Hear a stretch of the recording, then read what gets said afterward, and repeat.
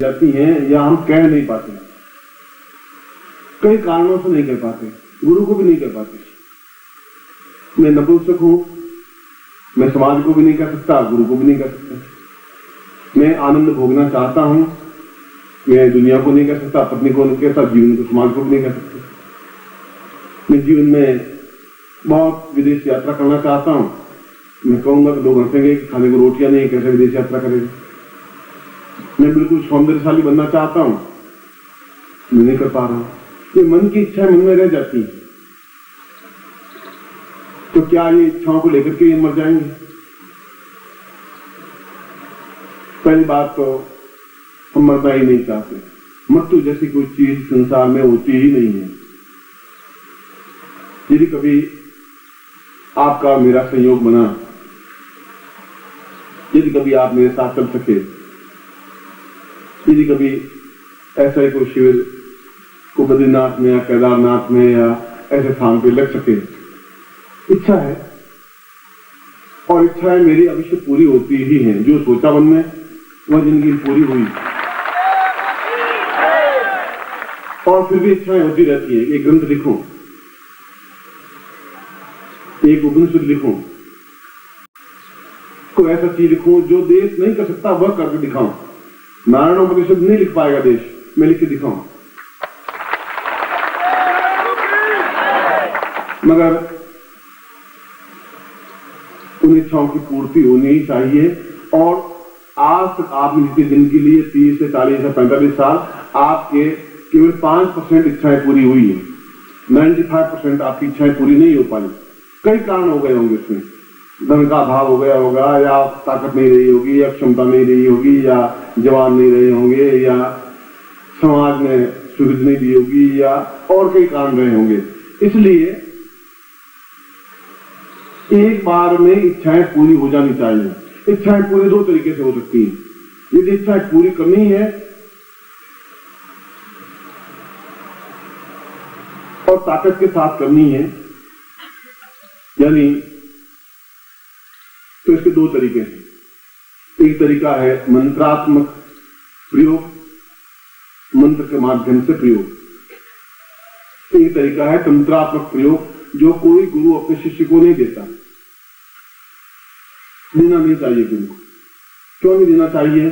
कि क्या शिष्य सक्षम है, यह गुरु को पर जांचना चाहिए, आंकना चाहिए। क्या उन पर भरोसा है? क्या शिष्य को गुरु पर भरोसा है?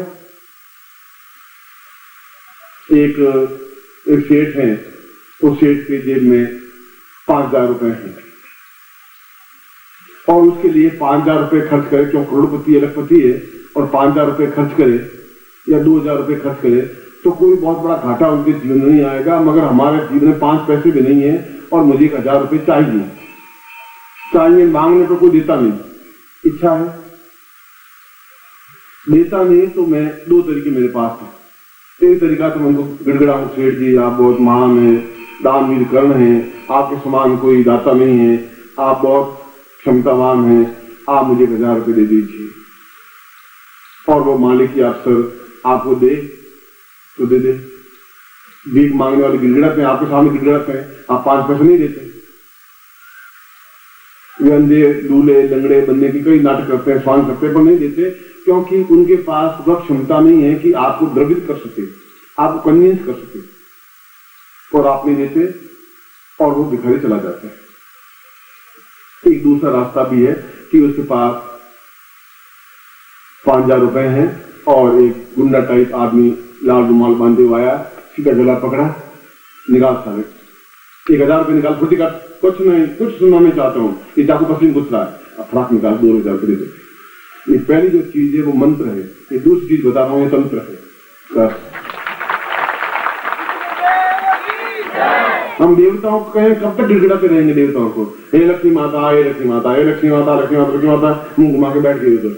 अरे भाई हमारे तरफ देख भी सही, देखे ही देवता प्रश्न होते नहीं। ये मंत्र है। मंत्र का मतलब है आप मंत्र जाप करें, मगर क्या आपके कंठ में आर्द्रता है, क्या विश्वास है? मगर उस तंत्र में आपको विश्वास करने की जरूरत नहीं है। आप ये माने या नहीं माने, ये काम मैं करके छोड़ूंगा और तुम्हें ये काम करना पड़ेगा। बस इसके लिए आप में बल, साहस, क्षमता, ताकत, पौरुष चाहिए।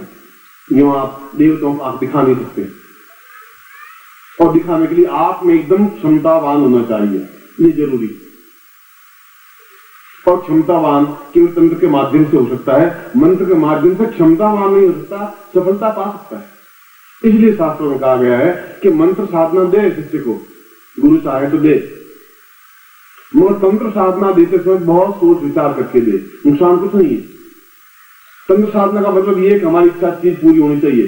सेठ जी को नुकसान नहीं हुआ, करोड़पति हैं, 1000 रुपये जाने को मरे नहीं, वो हमारी 1000 की जरूरत थी, हमने पूरी कर दी।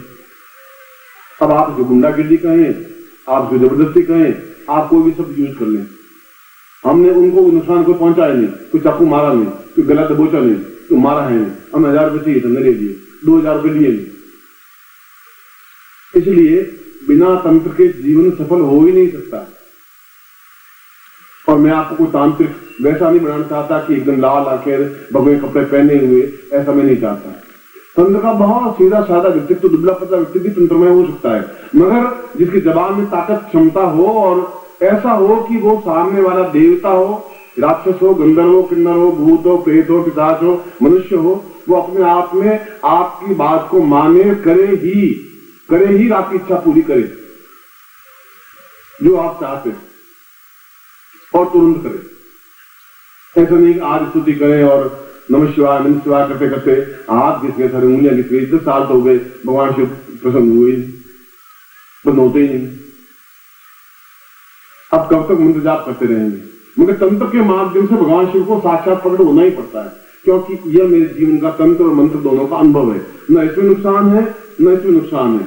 इसमें क्षमता, प्राप्त, ताकत, पौरुष, और रोम रोम में ऐसा एक जोश आ जाता है, उस जोश को समुद्र में मिटा नहीं सकता, उसको कोई मिटा नहीं सकता, उसको यमराज भी नहीं मिटा सकता, क्योंकि वो तंत्र में अपने आप में ताकतवान बन जाता है और उससे कार्य होता ही है। और इसीलिए विश्वामित्र ने स्वयं कहा, विश्वामित्र नहीं, वशिष्ठ ने कहा, गर्ग ने कहा, अत्रि ने कहा, पुरुष ने कहा, और तंत्र ज्ञान वहां से प्राप्त हुआ ब्रह्मा के मुंह से। ब्रह्मा ने सबसे पहले अथर्ववेद जब उसके मुंह से उच्चरित हुआ तो उन्होंने कहा, तंत्रात्मकां वै सदतां भावां पूर्वतां पूर्वो सदत्यां पूर्वदियां पूर्वतो। जो काम जीवन में आने वाली मेरी पुत्री और पुत्रियां और पुत्र, जो आने वाली पीढ़ियां जो मंत्र के माध्यम से नहीं कर सकेंगी, वो तंत्र के माध्यम से हो सकेगी। मगर मैं इन 18 पुत्रों को कह रहा हूं कि ये जो मैंने तुम्हें तंत्र सिखाया है, आने वाली पीढ़ियों को, आपके पुत्रों को सोच समझ करके सिखाएं। ये श्लोक में वर्णित है, ये वेद का मंत्र है, ये मेरा मंत्र नहीं है, ये ब्रह्मा के मुंह से निकला हुआ मंत्र है। ये 4 वेदों में से एक वेद का मंत्र है। मैंने तो मंत्र वेद लिखा नहीं था उसमें, मैं ब्रह्मा के मुंह से उच्चरित हुआ नहीं था, मगर उसने खुद ने कहा कि तंत्र अपने आप में एक ऐसी दुधारू तलवार है कि जो खाली जाती ही नहीं, वापिस म्यान में निकल गई तो म्यान में वापिस नहीं जाएगी। तो मनोकाम में जीवन में मेरी व्यक्तिगत राय में होनी चाहिए, और संसार कह रहा है और शास्त्र कह रहा है कि इच्छा विहीन न पशु। अब इच्छा ही नहीं है तो फिर मरे हुए हैं, कुछ करोगे? कुछ ठीक हो, कैसा चलेगा? क्या आप साल दो भगवान के मर जाओगे? कोई कमा जमा तो भगवान के, और सारा वो जिंदा है, मुर्दा है, भगवान उसके सामने जाके हम खुद ही मुर्दे बन जाते हैं। इच्छा होती है गला घोंट करके अभी तंत्र में कर लें पूरा, चल भाई लुटी जाए। ऐसा मेरे पास आए तो सारा ऐसा तंत्र विद्या आती है मुझे, ठीक है। ऐसा आदमी क्या काम था? मुर्दा आदमी काम का क्या? जिसमें हंसी नहीं हो, विनोद नहीं हो, क्षण नहीं हो, दूसरों को प्रसन्नता नहीं दे सके, अपना काम संपन्नता नहीं दे सके, अपने बल, पौरुष, ताकत, क्षमतावान नहीं हो सके, यमराज की छाती में लात नहीं मार सके, वो आदमी नहीं हो सकता, वो शिष्य नहीं हो सकता।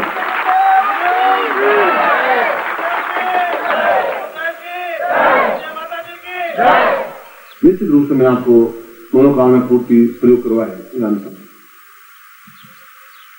निश्चित रूप से आपने नहीं किए, ये भी जानता हूं।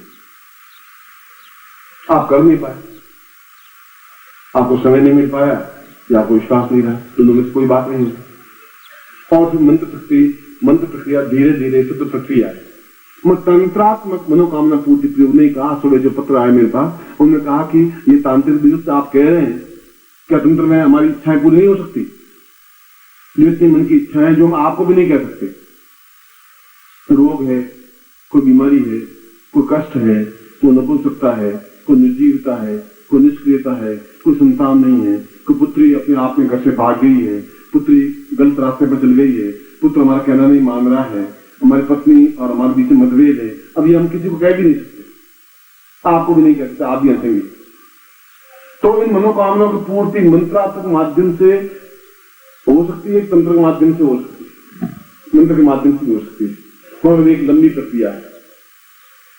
एक झटके में ही सारे काम हो जाए और तुरंत हो जाए।